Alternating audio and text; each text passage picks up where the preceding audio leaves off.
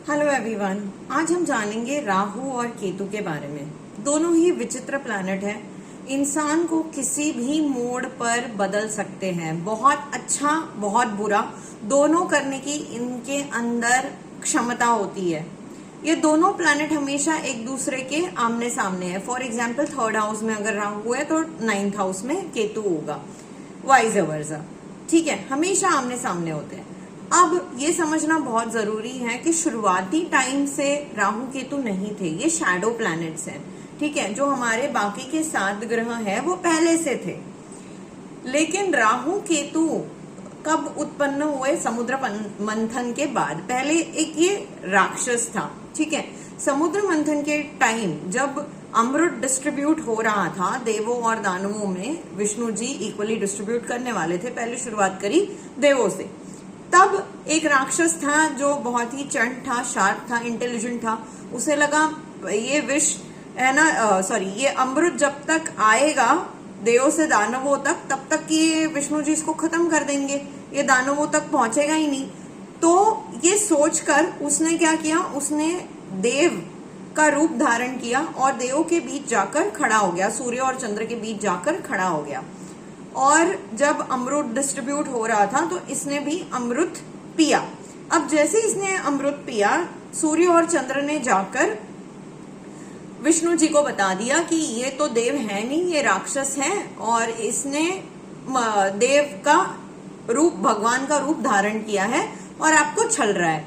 ये सुनकर विष्णु जी को आ गया गुस्सा और उसने जो है, अब राक्षस ने विष तो पी लिया था तो मर तो नहीं सकता, तो उन्होंने उसका सर जो है उसके धड़ से अलग कर दिया। अब जो राहु है वो सर है, ठीक है, उसके पास धड़ नहीं है। और जो धड़ है वो है केतु, जिसके पास दिमाग नहीं है। अब जो कि सूर्य और चंद्र ने जाकर इन दोनों इस राक्षस की कंप्लेंट करी थी, तो जो राहु है वो सूर्य को ग्रहण लगाता है, जिसको हम बोलते हैं सूर्य ग्रहण। और केतु जो है वो चंद्रमा को ग्रहण लगाता है, जिसे हम कहते हैं चंद्र ग्रहण। ठीक है, ब्रह्मांड में जब ये एक साथ एक पोजीशन में पहुंचते हैं, जैसे सूर्य और राहु एक पोजीशन में पहुंचे या केतु और चंद्र एक पोजीशन में पहुंचे, तब ग्रहण बनता है। अब केतु चंद्र को ही ग्रहण लगाता है, सूर्य को नहीं। राहु सूर्य को ही ग्रहण लगाता है, चंद्र को नहीं लगाता। ठीक है, तो जिसके साथ इनकी दुश्मनी है उसी को ये ग्रहण लगाते हैं। जैसे राहु सूर्य को लगाता है, चंद्र केतु को लगाता है। ठीक है, वाइस वर्सा नहीं लगाते। राहु जो है सैटर्न और मर्क्यूरी का फॉलोअर है। ठीक है, शनि और बुध का फॉलोअर है। केतु जो है वो गुरु, जुपिटर का फॉलोअर है। इसको गुरु चेला की जोड़ी भी बोलते हैं। जैसा शनि आपको रिजल्ट देना चाहता है वैसा ही रिजल्ट जो है आपको राहु देगा। ठीक है, राहु को लिमिट नहीं पता, लिमिटलेस है राहु। ठीक है, अगर शनि ने बोल दिया कि जाओ इस इंसान को पैरों में कष्ट पहुंचाओ, तो राहु को नहीं पता कितना कष्ट पहुंचाना है। राहु जाके पैर ही काट देगा, तुड़वा ही देगा।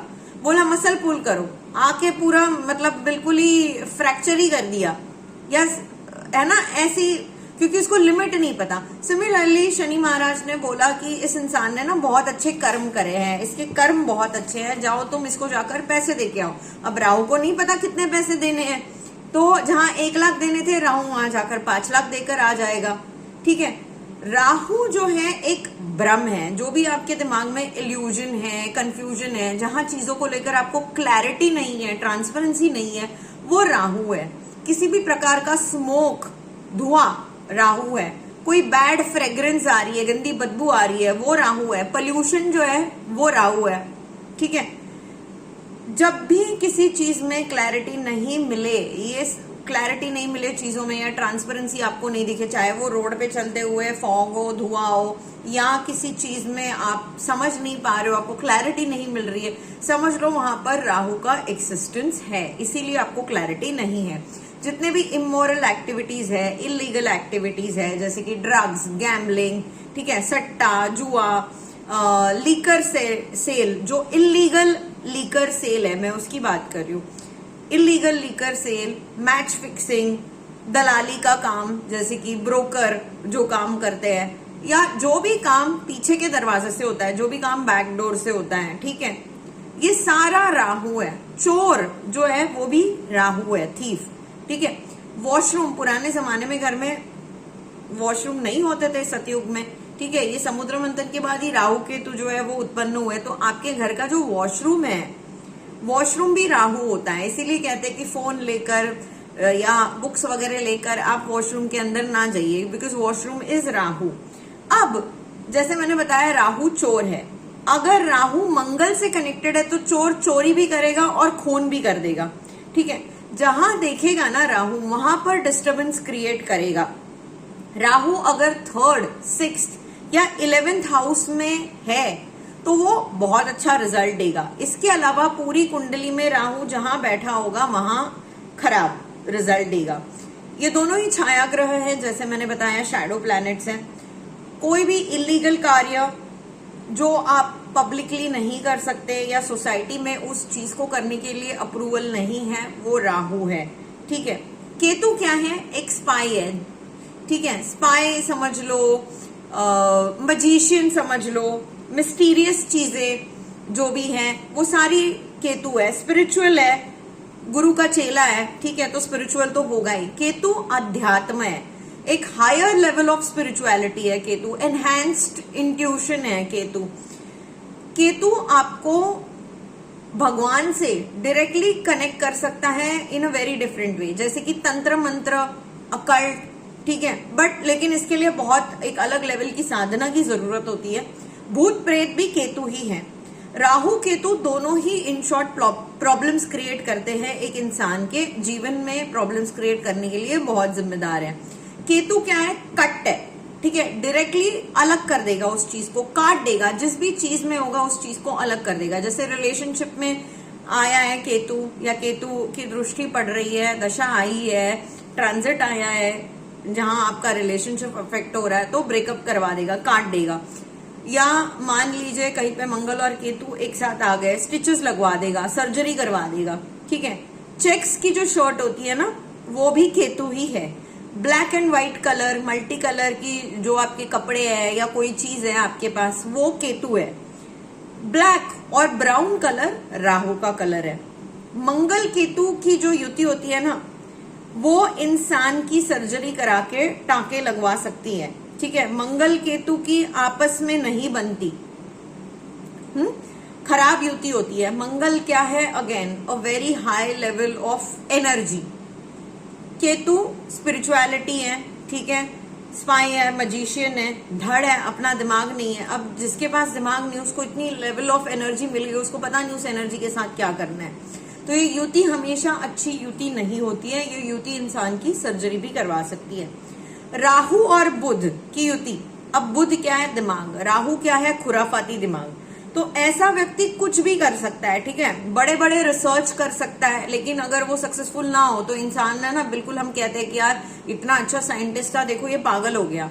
तो लिटरली जो पागल होना है या मेंटली रिटार्डेड जिसे हम कहते हैं, वो भी राहु और बुध की युति से होने के ज्यादा चांसेस होते हैं। राहु इंडिविजुअली बहुत स्ट्रॉन्ग प्लैनेट है। जहां भी जाता है वहां उसकी दहशत होती है। उसको देखना समझना बहुत ज्यादा जरूरी है। राहु को कुंडली में देखना समझना बहुत ज्यादा जरूरी है।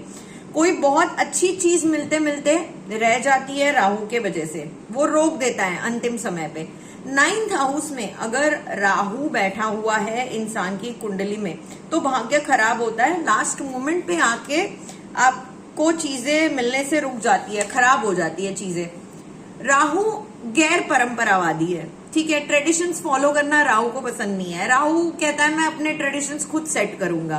तो जितने भी inter caste, inter religion marriage वाले होते हैं, ये राहु से प्रभावित, ठीक है। राहु किंग मेकर है, फॉरेन लैंग्वेज का प्लैनेट है, तो हमेशा राहु को गलत नजर से ही मत देखना। Language interpreter, language translator, foreign settlement, foreign ministry में जॉब मिलना, ठीक है, पायलट जो होते हैं, ये इस सब में राहु का बहुत इंपॉर्टेंट रोल है। इसीलिए मैं कह रही हूँ राहु को हमेशा बुरी नजर से मत देखना है। एस्ट्रोलॉजर को हमेशा बहुत न्यूट्रल रहना चाहिए। न्यूट्रल फेज में एस्ट्रोलॉजर रहेगा तभी वो राहु केतु शनि को अच्छे से समझ पाएगा। केतु जैसे मैंने बताया मिस्ट्री है, उसी तरीके से वीनस भी जो है बहुत ही सेंसिटिव प्लैनेट है, तो किसी का आप प्रेडिक्शन कर रहे हो, ठीक है, उसके कैरेक्टर पे इमीडिएटली मत पहुंच जाना। वीनस की प्लेसमेंट को देखकर हो सकता है उस इंसान खराब ना हो, ठीक है, उसका समय उस समय खराब चल रहा हो। तो it is very important that as an astrologer you stay in the neutral phase. ये था राहु केतु के बारे में। आगे हम बात करेंगे नेक्स्ट वीडियो में अबाउट राशि परिवर्तन, प्लैनेट की जो स्पीड है फॉर राशि परिवर्तन, जो ट्रांजिट होता है, उसके बारे में हम नेक्स्ट वीडियो में बात करेंगे। वीडियो अगर आपको अच्छा लगा हो तो वीडियो को लाइक करिए, शेयर करिए और मेरे यूट्यूब चैनल को सब्सक्राइब करिए। Take care, God bless you all.